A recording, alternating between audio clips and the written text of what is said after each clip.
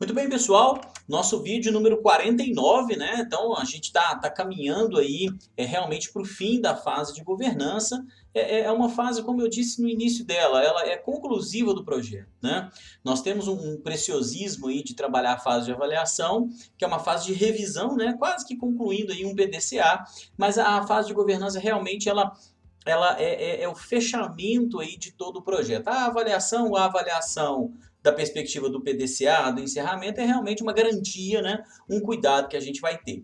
Nessa fase, né? Nessa quarta fase do nosso projeto, que é a fase de governança, nós trabalhamos vários vídeos, né? Então a gente dividiu essa fase em 7 vídeos. A gente está aí no nosso vídeo número 4, né? Dentro dessa fase, é o vídeo 49 da série. E nesse vídeo eu quero tratar com você sobre avaliação de risco, áreas de negócio e plano de gerenciamento de terceiro.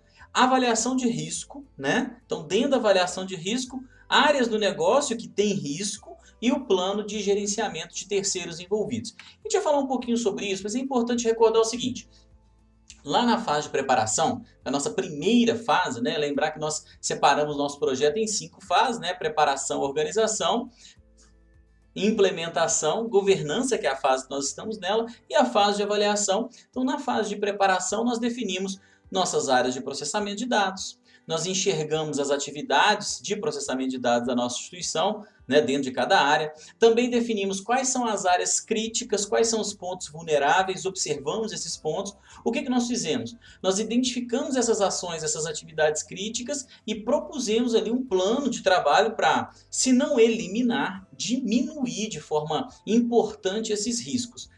Planejamos isso, né, na fase de preparação, organizamos a questão de cronograma, a questão de orçamento na fase de organização, implementamos, executamos esse plano de ação aí na fase de implementação. E agora, na fase de governança, nós precisamos entender o monitoramento, o governo sobre isso. Então, o que a gente precisa fazer é compreender que existem áreas em que se elimina risco. Existem áreas em que se gerencia risco, porque o nosso negócio tem riscos, né? Então não tem como eliminar 100% aí dos riscos nesse caso. Nesse cenário de gerenciar risco, saber que ele existe e cuidar dele, o que a gente precisa? Avaliação contínua, monitoramento contínuo, registro de eventos, né? Então, quais são os eventos que ocorreram? Quais são as não conformidades que estão sendo identificadas ali naquele processo?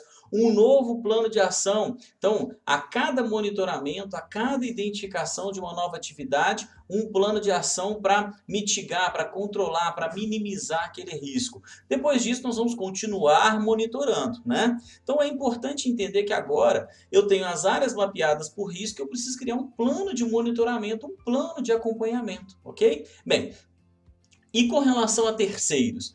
Gente, sempre que envolver terceiros, laboratório, raio-x, convênio, que eu envio o arquivo, tem acesso a prontuário, que mais? A secretária do médico, o pessoal do bloco, o terceiro que trabalha dentro da minha instituição. Sempre que envolver um trato com um terceiro, eu preciso ter atenção a 3 pontos. O primeiro deles, manter contratos revisados. Então, está de olho no vencimento dos contratos, está de olho aí nas cláusulas de privacidade e de proteção de dados para manter esse contrato bem alinhadinho. O segundo, manter a equipe treinada, seja a minha equipe, seja a equipe do terceiro, né? Sempre pensar que a responsabilidade pela implantação da LGPD passa por segurança, processos e pessoas. Então, mudança de cultura é fundamental, é indispensável, a gente precisa realmente pensar nisso. E, por fim, manter supervisão quanto ao uso dos dados. Então, é observar se trocou um equipamento, se aquele equipamento está usando um dado da forma adequada, se ele não está com uma porta aberta,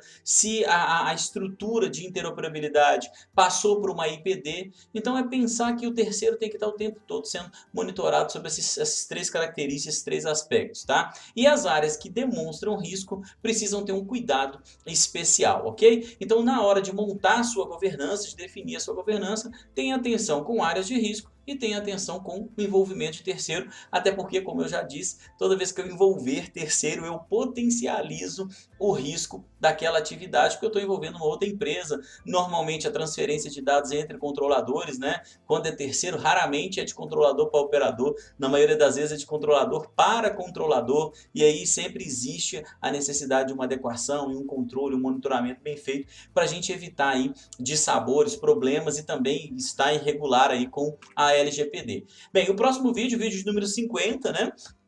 Nós vamos falar sobre o relatório de proteção de dados e privacidade e vamos falar sobre os terceiros envolvidos, sejam eles internos, sejam eles externos, tá? O relatório de proteção de dados e privacidade para atender aí ao artigo 37 da LGPD, mas isso é assunto para o vídeo 50, o próximo vídeo. A gente se vê lá. Tchau!